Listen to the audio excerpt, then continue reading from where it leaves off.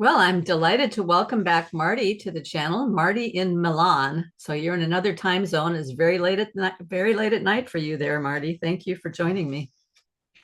My pleasure, Karen. Thank you.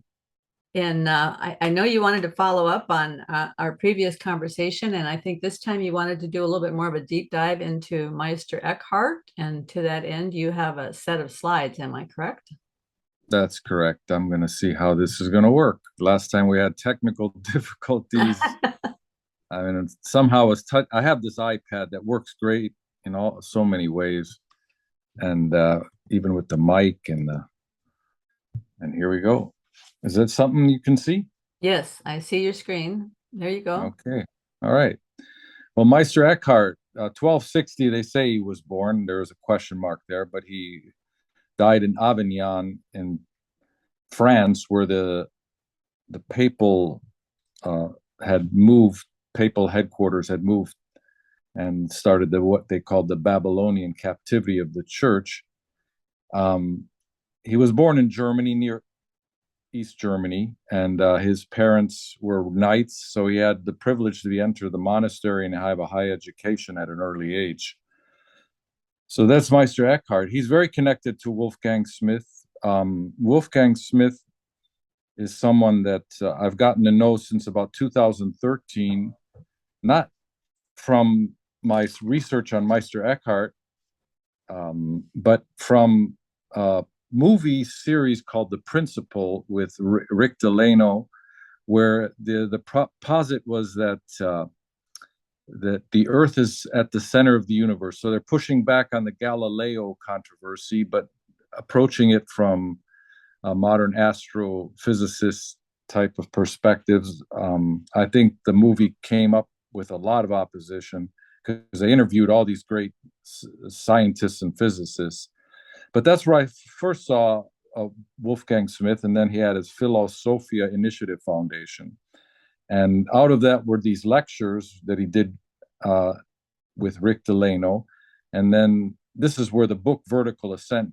So the thing I'm very interested in is this cosmic icon. So as these terms adhere, the cosmic icon, which outwardly is simply a circle comprised of a center, an interior, and a circumference. What renders that figure ontologically meaningful and indeed iconic is that we associate two of its three components with the cosmic bounds of time and space. The interior, namely with time alone, and the circumference representing our corporeal world, the material world, with both. Thus, iconically conceived, the integral cosmos proves to be ontological tripartite, consisting in ascending order of a corporal domain subject to space and time, an intermediary realm subject to time alone, and finally a center subject to neither bound. I surmise that this is symbolic representation of the integral cosmos and was in some way recognized in the major pre-modern schools, and I am in any case persuaded that it provides the key to an ontological understanding of what has sometimes been referred to as cosmologia perennisis. And this is perhaps not a perennial philosophy, but it is very much a cosmology, and that's his expertise, as you know. But coming over to Meister Eckhart, I've come to all the readings I've had of Eckhart up until now. Many things have been unfolding. So here I've an onion. It's a very common tool I use since I was not trained in the social science, but I am a missionary. I was a reader very much in cultural anthropology and missiological social science approaches. And this onion here gives me a little bit of a tool. It gives me an how to approach what you're doing. And when I see a lot of your guests, you're talking a lot about values, feelings involved with that, the artifacts of art. I mean, our behavior in society is always an issue. And then this inner circle of beliefs are things that at least when we analyze cultures and other contexts, we look at and see that these are a progression. One builds off the other, as you can obviously get. And at the center, of course, is the worldview or an ultimate allegiance. Where is your heart? Where is your passion? So it's kind of a way of looking at it. You've heard of the iceberg theory, and kind of this is the tip, but that really that worldview area is the below the water line. Um, and but because of the human factor, of course, there's many ruptures between these things. There's many discontinuities as well. I mean, I love listening to some of your guests, ones especially that read Robert Pirsig, and where quality is this kind of unfolding, and the whole through the whole Zen and the motorcycle maintenance uh, series, and other things like that, where I see the exploration of values and feelings. And I see a lot of work that you've done. A lot of your guests have that. Of course, that's where Jordan Peterson's coming from, being from the social sciences. So it's interesting. But in terms of Meister Eckhart, um, I look at him and I look at Wolfgang's circle, and basically it's like Meister Eckhart turns this inside out, and the artifact or the behavior, the act of creation, especially in terms of man, is at the center. And how to explain that is quite complicated, but in one way, you could just use that illustration from the get-go. Now, coming back to my interest in Meister Eckhart, I mentioned a man who is very popular today as a philosopher, and you'll see him here. I'm trying to Slavoj Žižek, and he just is a very provocative thinker, and he can be quite scatterbrained. But if you read his books, you really can understand them a lot better. But he did have a debate with Jordan Peterson, and this was one of the latest. He just about 2 weeks ago he popped off a little bit of an agreement with his debate foe Jordan Peterson. Like I said, Zizek, I relate more to his method, but of course he's a total atheist and very proud of it, and has no interest in pursuing the divine. But he's spoken with a lot of people who are believers, and you'll see here he was written a book with John Milbank, and who you Yeah, that's had very people surprising. very surprising. And you go back to his first books, the Puppet and the Dwarf. He's all these books are he's using Meister Eckhart, and this is what I'm telling people all the time. I mean, Eckhart is someone who fits any worldview, because of how he wrote and because of his method. And this is why he's so complex. Now, of course, he's working with G.K. Chesterton in this one and using the argument, and he's in quite quite in agreement with John Milbank on many things. I mean, Milbank is a great interlocutor.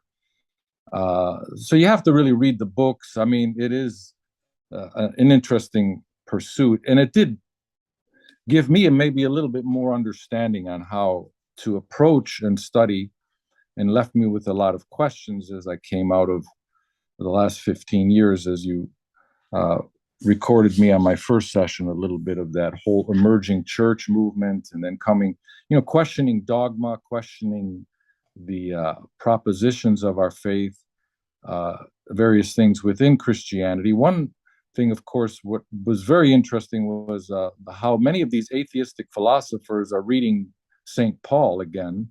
So this book was a very, very interesting book, Paul's New Moment. So a lot of these things kind of set the stage. When I met Walter Senner, the Dominican monk in Rome in 2012, kind of it was a convergence of many of these things.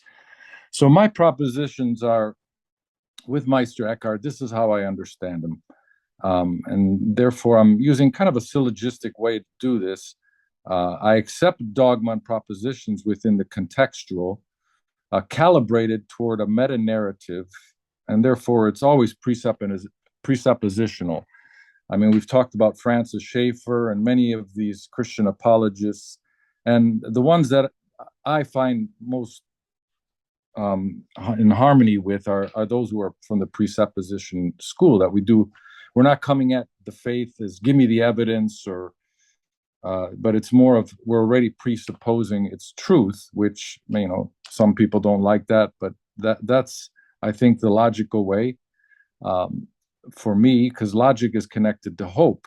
And that's how I look at the ancients. I mean, I think when we look back, Wolfgang Smith gives us great scope there. Calibrated. I was very happy to listen to Brad. He, I related a lot to him because he's Gauge Block. He had that whole demonstration. He's an inspector. See, I was a tool and die maker apprentice. I never finished my work on that as an apprentice to become a master, as they call you. But I did go into machining further, and that was what the Lord used to bring me into missions, because I told you I went to the ship as a machinist. So having been in a machine shop since a small boy, I mean, my uncle was a machinist and tool maker, and being around many of the elderly men in my church, my father's friends, they were all tool and die makers. My dad was a tailor. So I was always looking at measuring instruments. My parents, rulers or my micrometers, and always trying to figure out, and this what is the standard? And I thought Brad did a great job in your discussions of that. So in rejecting the preeminence of progressive thought, this is going to be very applicable to Meister Eckhart and consciousness, but rather a telos where the means is the end. I'm not using that in terms of the means justifies the end. No, but I think when we're reading Eckhart, this is very important. He's not interested in the end. I think this whole method of the means is very important. So therefore, the finite potentiality experiences the infinite and in continuous creation of divine immediacy. So this will become clearer. As I mentioned, Meister Eckhart is often labeled a mystic, and there's been numbers of schools in researching his work. And one is in Germany, Kurt Flasch, who was of the Bochum school. I think he's already in his 90s, and he was once a Dominican novitiate, but because he saw his sister and mother got killed before them in a bombing in Germany, he had very very big issues of trusting God and believing in God, and he actually wrote a Bertrand Russell type of book towards the end of his life, Why I'm Not a Christian. But in my opinion, he has studied Meister Eckhart as a medieval historian in a way that's been very needed. Now, my mentor, Walter Senner, he was his nemesis. He was really against what Kurt Flasch was doing, but I really learned a lot from Flasch's approach. I mean, of course, it is another perspective, and specifically how to deal with the mystic title. So he made a book called Meister Eckhart, the Philosopher of Christianity. So here are the 28 articles that John the 22nd put the papal bull upon. Of course, Eckhart defended himself with writings, and he was found guilty. Like 13 and out of 14 were considered heretical for the church, and the others were questionable. And you can see he teaches the world is eternal. And these were all taken from his writings, and he did defend him. He said, well, obviously, I'm saying another point of view. I'm giving you my perspective of how I'm reading these texts, and I'll explain that. He claims that the part of the soul is uncreated. He says that God is not good. Now, that's somewhat of a pushback on Plato, because Plato had that dialogue, Erythropo, with, what is God, the good, or is God calibrated to the good, or is what comes first, God or good? And that's an interesting argument, but I think what he's saying here and what is starting to evolve out of his thought is something very close, again, as you're going to see, to a certain philosophy that isn't really mystical, but it is the Kabbalah, and but it comes across as mystical as well. It's just because this term is just very hard to define. He explains that Well, creatures are pure when he says God is not good, is he saying God is not the equivalent of the good in the way Plato talked about it, or is he actually talking yeah, about a moral distinction?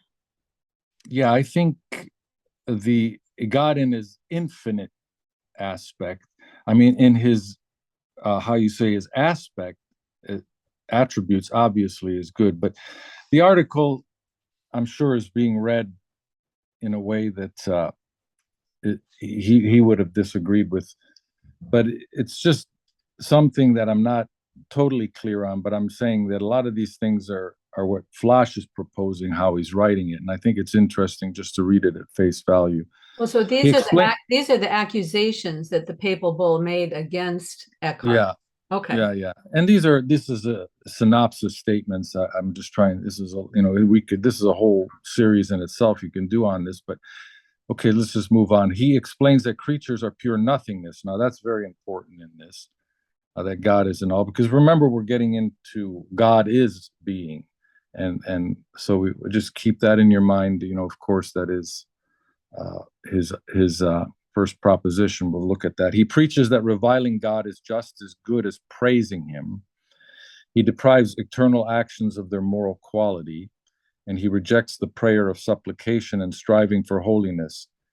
Articles 14 through 16 were probably, and then the rest of them were questionable. He conceptualizes divine filiation as complete identity. These are very important to the nothingness and then the good. He denies the distinction and accountability of the persons of the Trinity. He didn't have a horizontal Trinity, but a very much a vertical Trinity, which is also very much in line with Judaism. He misunderstands Christian love as the denial of every form of subordination and a superordination, and then he rejects remorse. So what you're seeing from out of these last ones is he didn't have a moral philosophy. He had very much an approach, a metaphysical moral, because of the presence of God, and therefore that in itself guides our morality. Um, but then again, well, like Flosch is very astute to point out that Eckhart was a provocateur, and that is really where we can see the way that he uses philosophy. Now, here are his works. His opus tripartum is you can see these LWR's Latin works. There's 5 volumes, and we only just have the prologues, kind of the sketches, and in that sketch of reading of the text, the disputation of those texts, which is very much the scholastic enterprise, and then preaching. He was a Dominican monk, order of the preachers, so he was, most of his writings were actually comment on scripture, as is Thomas Aquinas as well. And he presents the first proposition of his opus propositionum is God is being. There it is, esse est Deus. So it's the first question of the questions, whether God exists. So he did a similar thing, different layout like Thomas did with his Summa Theologica. And then with his books, he's very interested in these, foundational texts of the Bible, Genesis, in the beginning, God created, and he interpreted them in many ways. He had 2 different commentaries on Genesis, on the parables as well, and that'll all become clearer as we go on.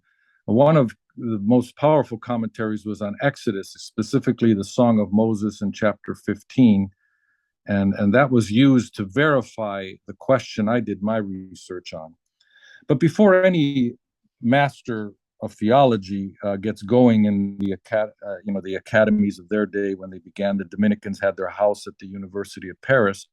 All of them, to do their bachelor, which is really like a master doctorate, is to write a comment on the Peter Lombard sentences, which are phrases from Augustine. Even Luther did it. Most medieval theologians had to write very, very big commentaries, but we have no trace of his commentary, just the introduction. So that was obviously something lost, where we perhaps could have seen if he changed his thought. We have Thomas Aquinas's. It's very interesting. You can see Thomas Aquinas was really from the beginning very much who he was. His readings of Aristotle were very much in agreement with his latter readings. which was all very controversial at the time because Aristotle was condemned in the University of Paris in 1270. And so Thomas, he lived 1224 to 1274.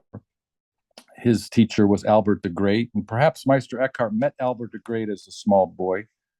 We don't know for sure, but the German school was very different than Thomas and his approach.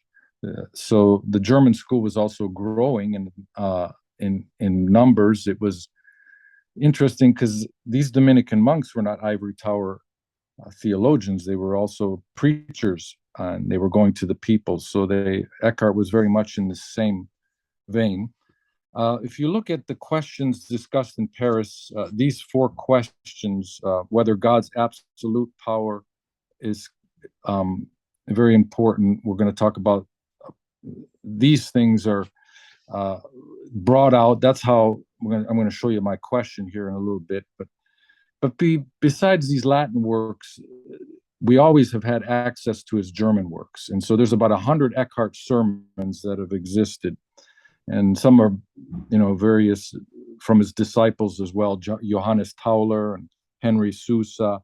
Luther was reading them, especially Tauler. Luther was very interested.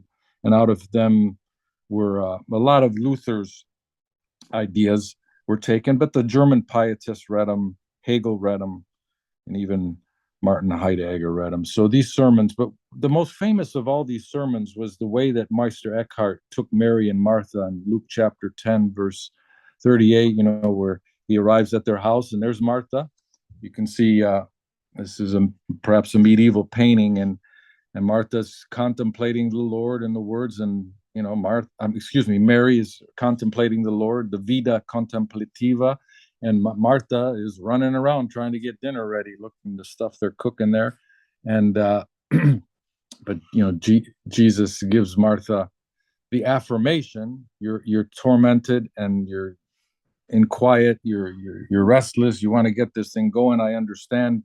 In the midst of all this activity, and in both these sermons that he spoke on this thing, he affirms Martha as the one who found the Lord better than Mary in this thing. So he was taking the monastic, devotional, contemplative life, which comes actually before the Vita Activa, which Martha represents, and showing that Martha was living in the now in all its glory and experiencing God now. So it's very interesting. I mean, it's not a simple sermon. You read these sermons they're all translated in English, are very complex. It's scholasticism at its best.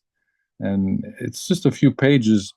It's just be not a long read, but it takes a lot of brain power to focus in on, how Eckhart explains, and it shows the caliber of the people of the day who could understand such sermons. So anyway, is there a way we could link to that sermon in the description section? yeah, I can make copies of it if you'd like. Because you can get in public domain.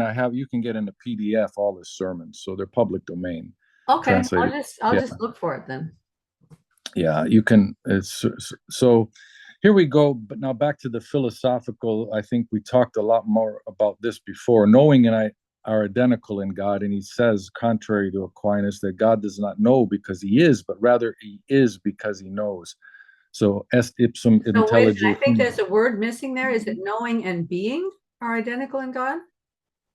Knowing and what? Yeah, perhaps you're right. Yeah, you caught that. Perhaps knowing.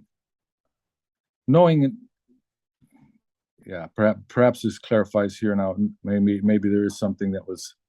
I've been manipulating a lot these PowerPoints, so perhaps something got lost. Knowledge, understanding, wisdom are for Eckhart always paramount. It is true that the latter seems sometimes to shift his ground and declares in his sermons that God is pure being.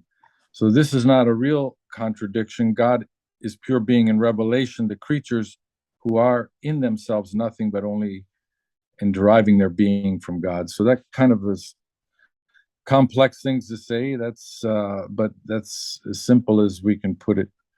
Now, this was my work on Meister Eckhart. It was the last of these four questions of God's omnipotence, the relation of the Son, and then relation, and then difference, and then the rational difference prior to real difference. And my questions were always epistemological coming out. I didn't really want to do anything other than this because I found that this might have been, nobody ever wrote on this. So there was money given to a researcher, Marcus Vincent, and he had a number of doctoral students. I kind of came late into the game, but I was able to study at the Angelicum with Walter Center. He had a student ahead of me who actually wrote Meister Eckhart as well. But I decided to do my work on this. Also, another student from the Ukraine, she did her work on question 3. And but others that did their doctorate on these things with Marcus Vincent. So these 4 questions were already found in the 1930s, but they were reaffirmed. And how they were found, they're not directly, they're reportagio, they're just notes in a notebook. So you can see this is the whole question in like shorthand form from an Augustinian hermit monk named Prosper of Reggio Emilia. And he had a notebook filled with many things, but these questions were disputed for many years.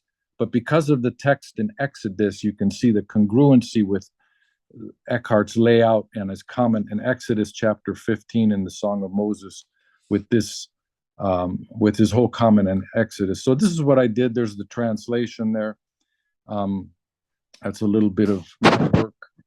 Like I said, the Latin language, the dead language, almost killed me. That's what I had to learn to get through this, to be able to present this paper.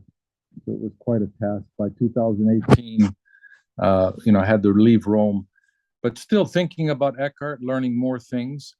And during those days, I did come across a number of books on Eckhart from Wolfgang Smith. Of course, Vertical Ascent wasn't out yet, but I was writing then smaller papers on Eckhart. I wrote this one, Could God Create a Better World? And it kind of tracks what Wolfgang Smith presents in stating that, but let us get back to our icon, which implicates a very different worldview from the scientism and material world. The first thing is to observe is that the creative act has lost its status of long ago, for not only is the center outside the circle of time, but it is in fact equidistant to all the points on the periphery.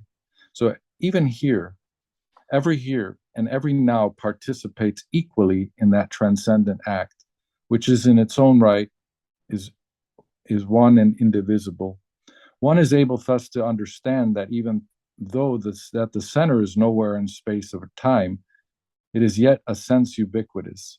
In the words of Dante, it is where everywhere and every when are focused. It's interesting to note that Dante was almost an exact contemporary of Meister Eckhart, so it's kind of the zeitgeist coming out. It continues. This was actually from Wolfgang Smith's first book, The Quantum Enigma. And then he goes on and it says, it is likewise follows that creation is not in reality sequential. As we read in Ecclesiasticus, he that liveth in eternity created all things at once. There is an end. Then says Phileo Judaeus, to the idea that the universe came into being in 6 days, and Meister Eckhart puts it a little bit more plainly, God makes the world and all things in the present now, declares the German master. Multiplicity, it turns out, pertains not to the creative act, but to the created order. In terms of our icon, it pertains not to the center, but to the circumference. And there is now another book that came to my attention not long ago. I was pleasantly surprised. I haven't been able to get a copy of this, but I was able to look at the table of contents of Wolfgang's deeper thought and on Meister Eckhart, and things jump out at me right away. The Kabbalistic exegesis, Christian Kabbalah, Eckhart's Trinitarian non-dualism, all these things make so much sense now as I'm beginning to understand more and more really what was going on. Like I was telling you in the first time we talked about, Eckhart commented more than any medieval on the Jewish philosopher Moses Maimonides. Now, Maimonides is analogous to Thomas Aquinas in a sense that he was very Aristotelian. So he was a tool for Eckhart to make his point, especially with apophatic theology, which is what is God not, and therefore he was using Maimonides as others maybe, but he quoted him a lot, and it was very interesting. Another thing that happened in the Dominican order in the year 1240 was there was a Dominican monk convert. He was a Jew. His name was Nicholas Donin. And, in the Talmud, there's these descriptions of Jesus that are really not Jesus, but they're Yeshu Hanotzri and Yeshu Ben Stada.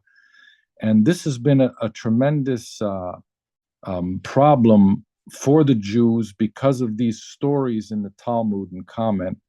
And this was a lot of the things what the Roman Church would persecute.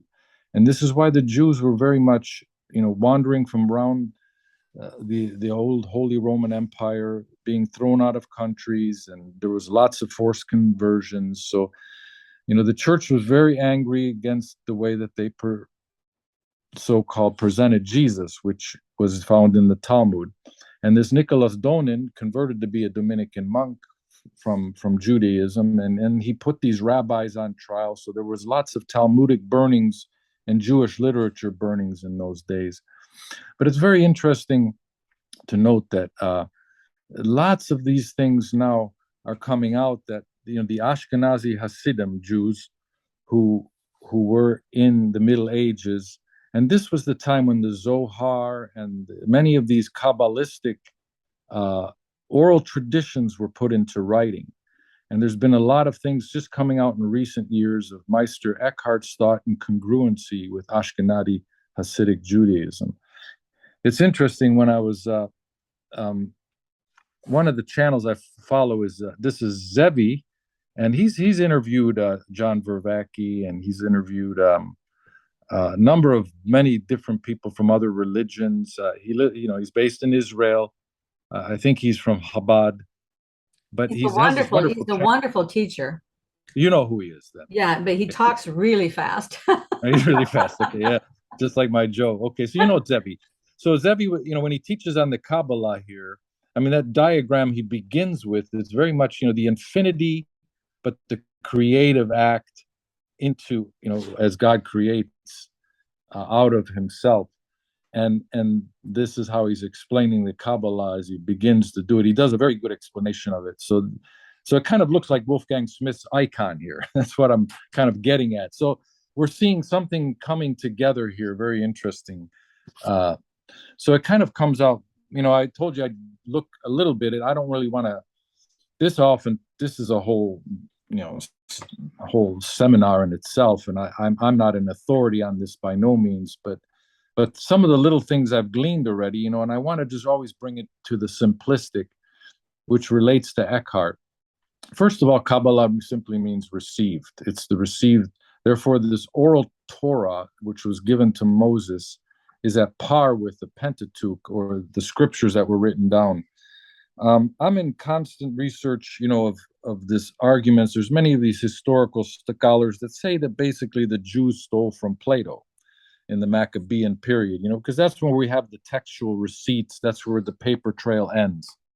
And we know that, vellum and parchments and even papyrus are things that are, not easily preservable.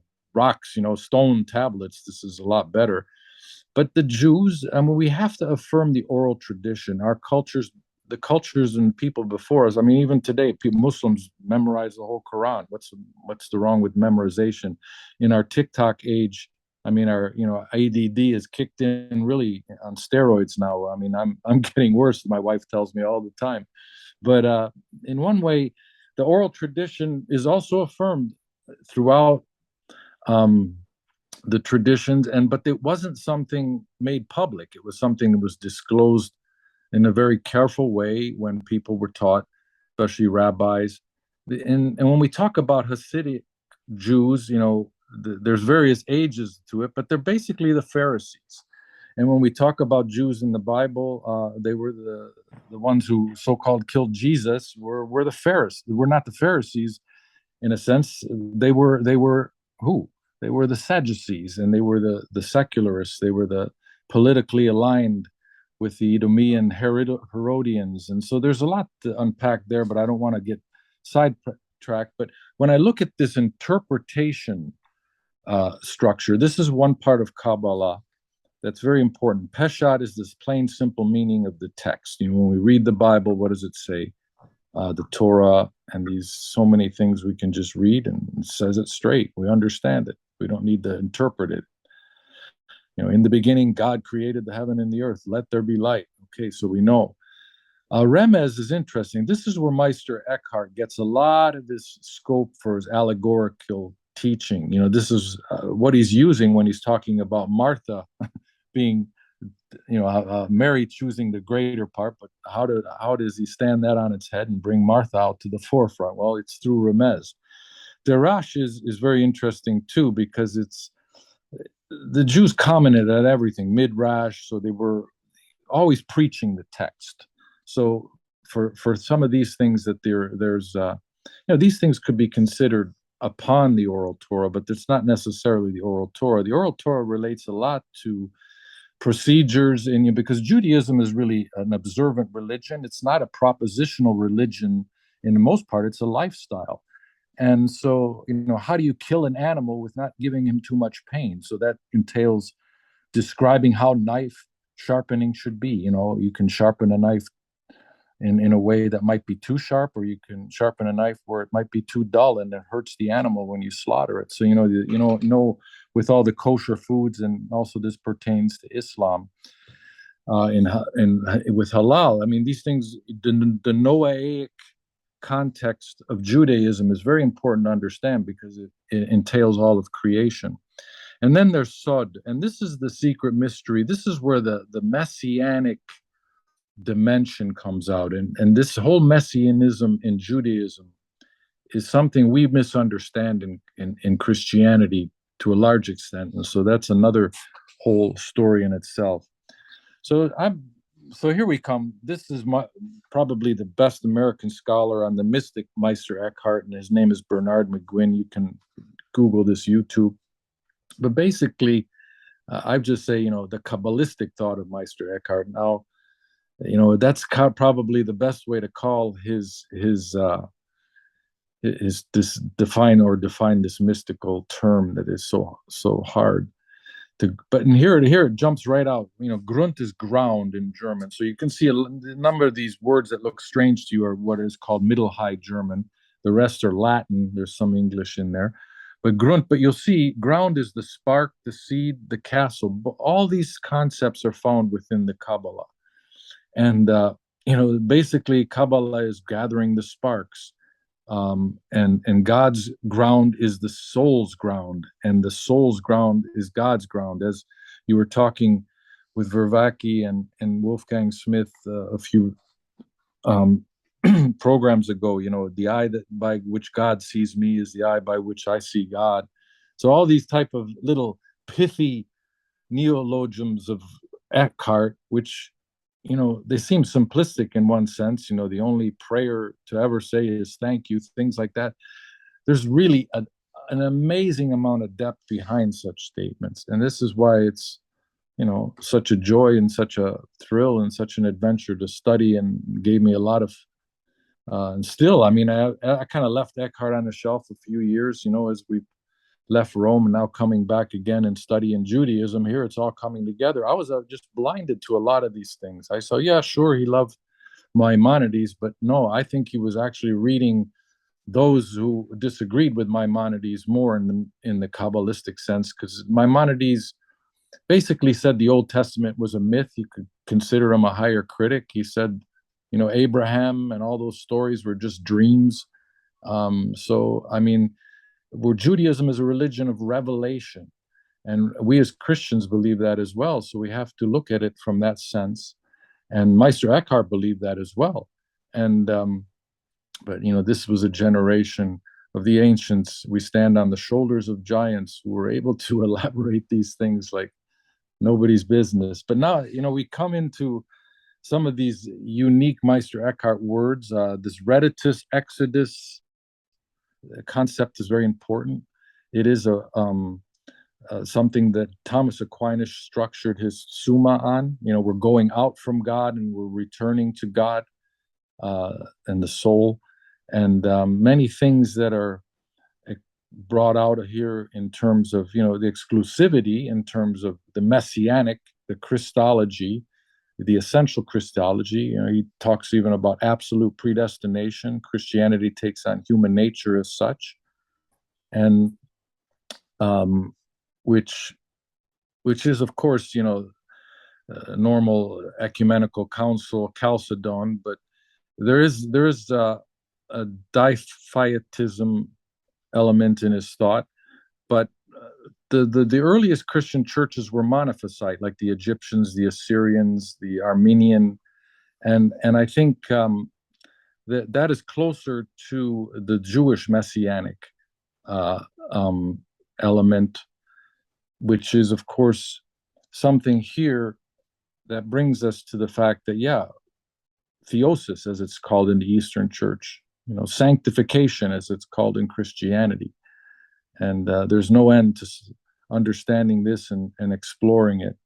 So many things here. You can see the detaching, which is, also in traditions as simple as Anabaptists. You find that type of practical life. I mean, as Judaism is, in a sense, an observant faith, not so wound up on dogma and doctrine, a lifestyle. So is Anabaptist, as we would say, the Mennonites and other uh, pietistic and quietistic groups, the Quakers, the Friends. So there's a lot there, and a lot of this type of thinking has found a lot of comments and readings and spirituality.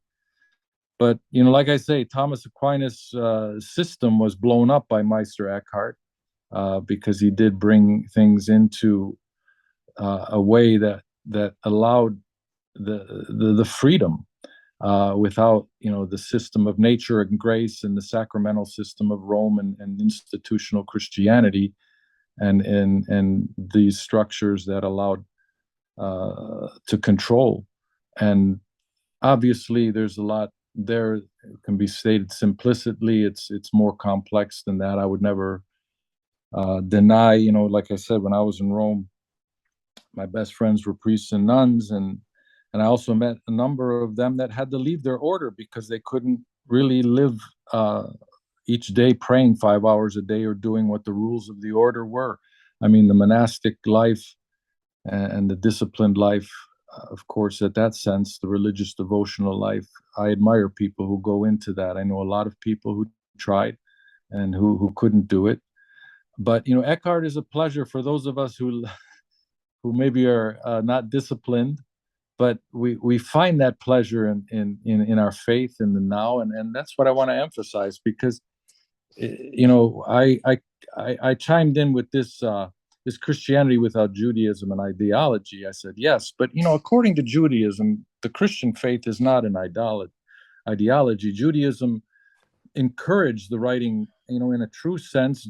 We believe of the Jesus, the faith, the faith of Jesus is Judaism, but we also believe Jesus was the one who fulfilled that, and he fulfilled the Torah and all the law, and therefore we believe in Judaism through Jesus, and that faith.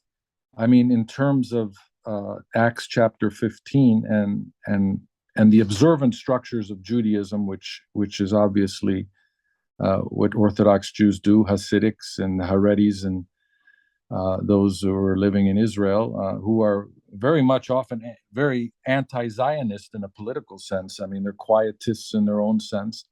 They emulate what our Lord was in his Pharisaical group. Of course, he called them broods of vipers. He called them out on many things that he said, you're hypocrites, but listen. But he told everybody to listen to those who sit in the seat of Moses. No, don't do how they do, but do what they say. And so we understand, where there's two Jews, there's three opinions. They fought a lot. I've watched Jews argue. I mean, that makes Jesus's dialogues with the Pharisees all the more relevant. And so I've been learning a lot. I mean, since I last talked with you, I'm pleasantly surprised more and more, especially with my teacher in Judaism, Yossi, Joe, with our group. And he made this wonderful kind of worldview or meta narrative kind of explain things. And this, of course, would need another half an hour to unpack, and I couldn't even do it. But just to make it very clear, there's the Trinity here, and the Adam Kadmon, the pre-immortal man, is the Logos, and they have various ways of reading the first 5, 6 chapters of Genesis. That we, when we look at the sons of God, we see, well, somehow Adam, he experienced the repercussions of his sin and saw that horrible act of his son Abel being killed by Cain, but God put a protection on Cain. So these Cainite daughters of this man Adam were then, yeah, in the world, and there was others there. I mean, it doesn't really go into the questions of what we have from a modernity vista, but it explains it simply of God's people, and that God's people through Seth, Adam's son, received that life-giving spirit. I mean, when I read something like First Corinthians, where Paul speaks of the first man is from the earth, made of the earth, and the second man is from heaven. As the one who was made in the earth, so also are those who are made of the earth, and as the heavenly. So something happened there where the Messiah potential, I mean, the connection, our union with Christ began. And Well, yeah, and when we look, that's the thing I wanted to talk about a little bit because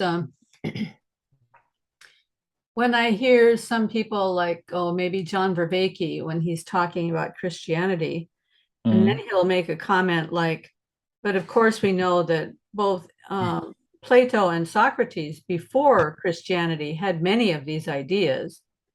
And he sort of says it as though Christianity, as though that discounts the truth of Christianity because those ideas were existing prior to it. But yeah, what that's the pretty academy. That's what the seems pretty academy clear for to me is that from the beginning of time, God was informing his people about himself. But because absolutely. of sin, our understanding of what he was telling us was incomplete. Or even when we did get the whole thing, we weren't able to communicate it to other people in its entirety. And then after the Tower of Babel happened and all the languages were divided, the truth got it disseminated out into all these different places, and then it got corrupted here and there by sin and by just the entropy of time. But this is why truth shows up everywhere in all of the ancients. There are aspects of God's truth because God has been communicating himself from the beginning. So it's not at all surprising that Socrates and Plato would have such a beautiful picture of how the world works, you know. Well, we don't even know if Socrates existed. It might be Well, yeah, a fable fiction from of Plato. yeah, fiction of Plato's imagination. Yeah. And but this is very interesting. I mean, in my broader thing, I've been working a lot with Pascal, because he's right. He was right on the edge, dealing with the whole scientific revolution and modernity. And Pascal uses the Jews. He speaks a lot in his Pensées about the Jews, but he makes mention to the books of Homer and the Iliad. They were before Plato, and already those books, there were other things there that were very foreign to the Judeo work view. There was a correction. I mean, if you look at the pre-Socratic Greeks, they were dealing with the material elements. That was their, of course, Pythagoras is a different story. He brings in the math, and many believe that the Pythagoreans were ones that brought in the gematria, the Kabbalah. A lot of that was where it became accessible. So, he was like 100 years before Plato, and a lot of these things coming together at that verge. It was a convergence time, like we say, the zeitgeist. but paper trails are what academics look for, and they look for the texts.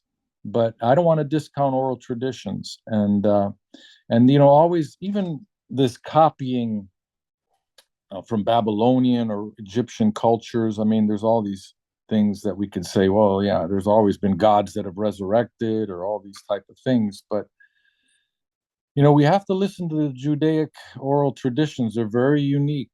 And a lot of the rabbinic commentaries on all these things, there's been there's been a lot of subtle supersessionism in our thinking. Of course, the Jews, I wouldn't go far to say that we're anti-Semitic, but the Jews coined that term.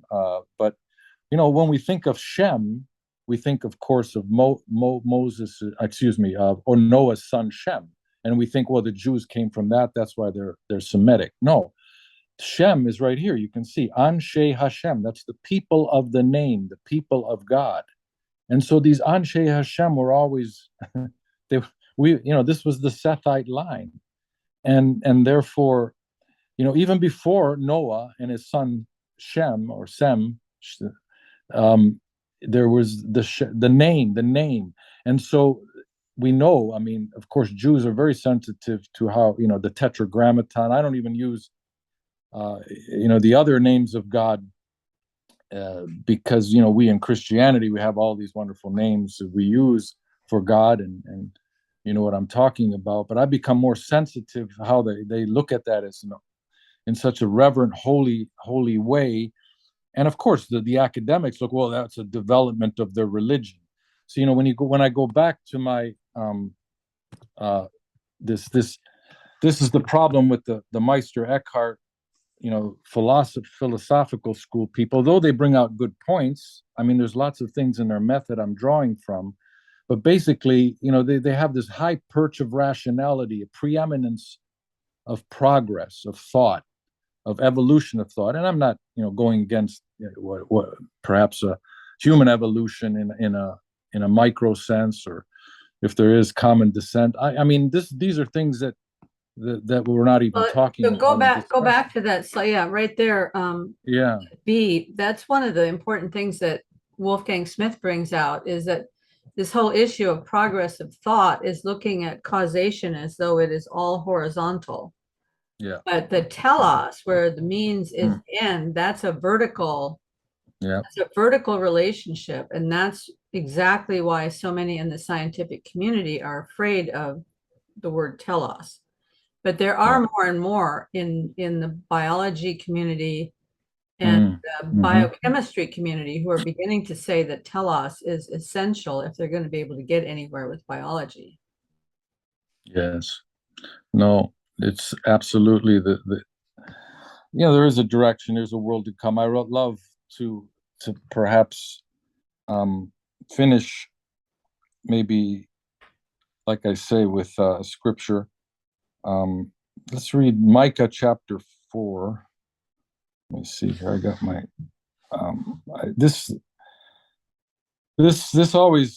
this is a text also Meister Eckhart commented on, or used it in his how you say, his comment on Exodus, where we will walk, after the Song of Moses, the first psalm, he talks about this that for the nations walk in each in the name of its God, and so there, where we go back to this, especially Christianity in the Talmud, they allow.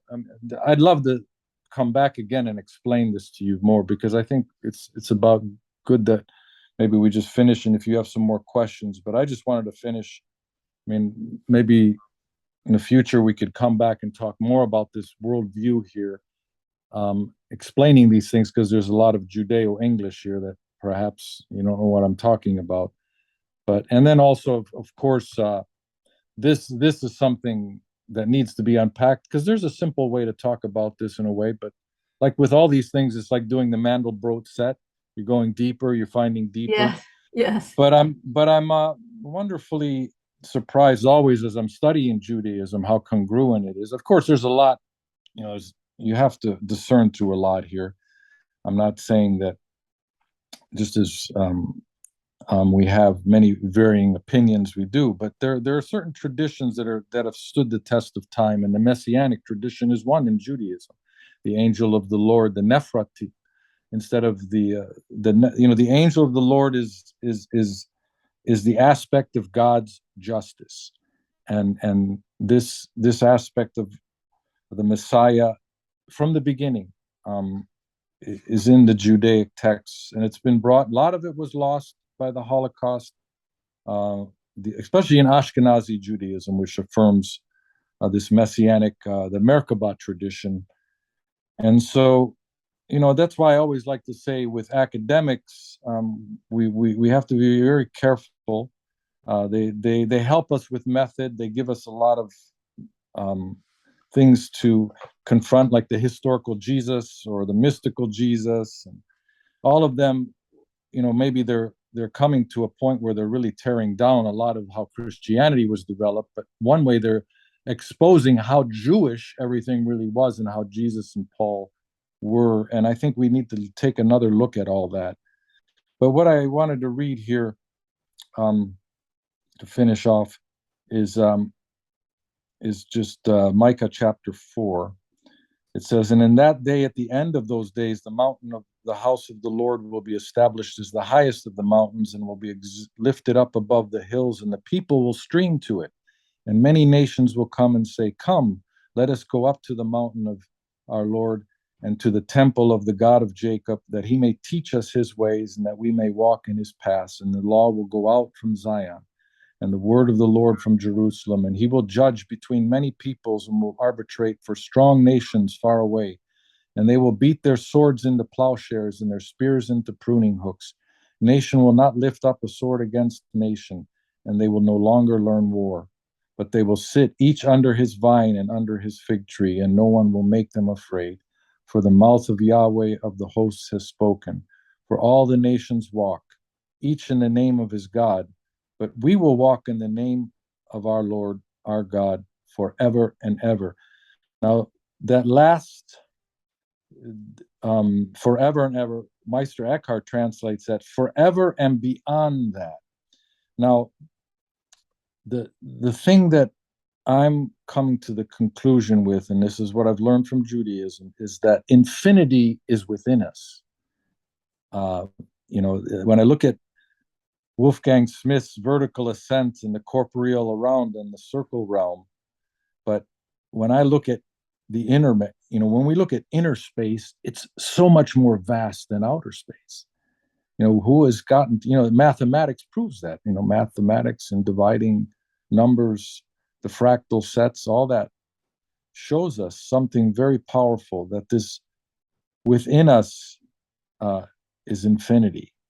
And that shows that we are, not only made in the image of God. And here's an Eckhart quote I'm looking at: "Homo ut in order to the image of God." And so we have this potentiality, and that's a wonderful area there that Bernard McGinn explains very well, because the Kabbalah is the image, and I think, or the Sephra tree, I should be more specific. Excuse me, but those are the things that I'm learning, and So I'm pleasantly surprised. go back to Wolfgang's icon, if you could, on your slide. This I one, want to yeah, just give a little teaser to the conversation I had today with Jonathan Pajot yeah, and Wolfgang Smith. Jonathan asked Wolfgang if you could conceive that the center point could also be an axis. mm, And when you were just talking there about Meister Eckhart's comments about the ending of the book of Micah mhm, and infinity being within us, if mhm, the center point is an axis, then that is the connecting point between me, my center, and God, mhm, is that axis of infinity, which because the way Wolfgang describes this icon is that this icon is an icon of the cosmos, but that God is absolutely other and infinitely beyond the cosmos, Yes. but Hmm. connected through that center. So yes, we have an infinite center, but that infinite, that's why mathematics is so interesting, right? There are Hmm. infinities of infinities. Hmm. And there are some infinities that are more infinite than other infinities, but the infinity of God is beyond all infinities. Yes. So I think that is Forever good. ever. That's a good place to end. And yes, we could pick this up again at some point in the future. And thank you for doing these slides, man. That makes it so much easier to follow all this stuff. Well, This, thank you for, yeah, kind of helping me focus. I mean, I really enjoying all the things I'm learning. So I'm so full, and I know I didn't want to give you another fire hydrant, but I'm but Eckhart is rich, and I'm learning a lot more through this. I mean, I'm pleasantly surprised. I mean, I got to get a copy of this book. Where is that book? The Meister, this one right here, Christian Gnosis. Being in Europe, it's not always. I mean, my all my accounts are in the United States, and we'll have to wait till someone comes, and getting things shipped here sometimes is just a hassle. But I'd love to get this you mean book. Amazon isn't worldwide? Somehow I just assumed They're anybody could they pick up are Amazon. they are, but I'm I'm kind of miserly here in Europe. But anyways, the dollar is the same as the euro right now, so I probably should, but it's probably something I can't get here. It's my account in the States. But no, that's besides the point. But I got a lot of books on PDF, but this, all Wolfgang books like the Vertical Ascent and even the Quantum Enigma are all on my Scribd account where I can read them. But this one isn't. So I wish there's a lot of good things that I've been able to find. Yeah. Well, I Yeah, I was read a glad you lot. brought that one to my mind because I didn't Yeah, realize this that one. he had a book about Meister Eckhart, but I'm going to There get it it is. now Yeah, because you got it. I'm currently reading three of his books all at the same time, which is kind of interesting because I'm a little bit ADD too. My brain just goes every which way. And if you want to take us off share screen, I can point to these books. So there's Ancient Wisdom and Modern Misconceptions, and Mm, then there's yeah, yeah. Cosmos and Transcendence, and then there's The There's the Vertical vertical. Ascent. And then I'm also reading his newest book, which I only have in PDF because it hasn't been published in paper yet, and that is um,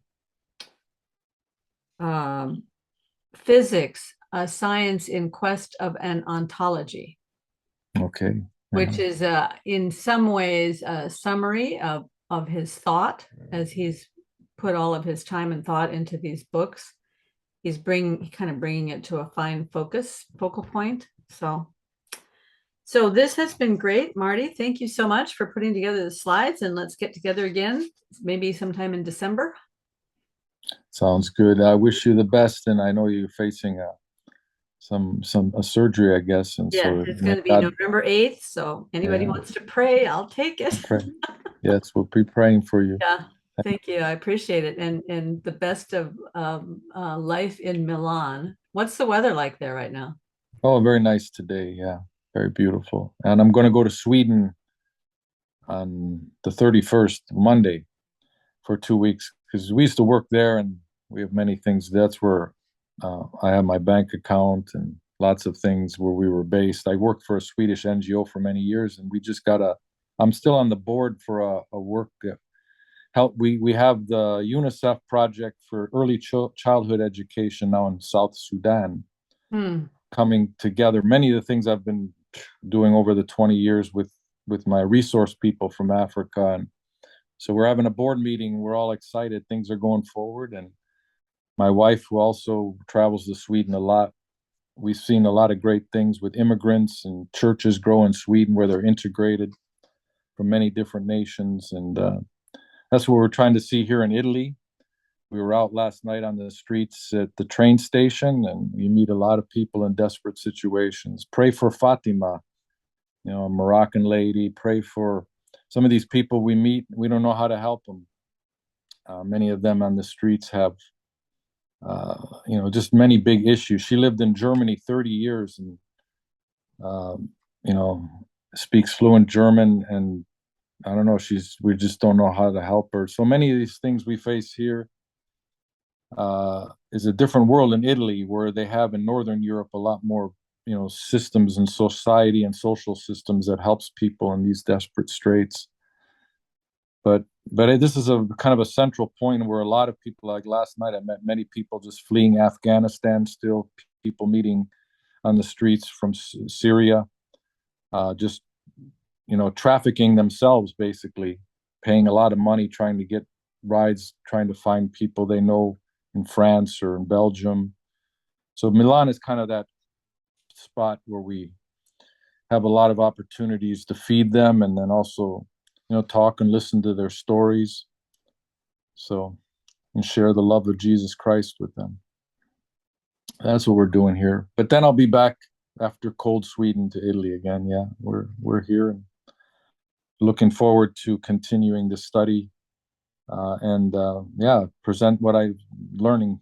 So, Well, I mean, what you just brought up is so key, right? We do all this study, but it's meaningless if we're not out there on the street actually meeting people and serving them in the name of Christ. So, and that's Meister Eckhart's story. That's why he's such an inspiration for me, because he was there with the people, and that's where we need to be.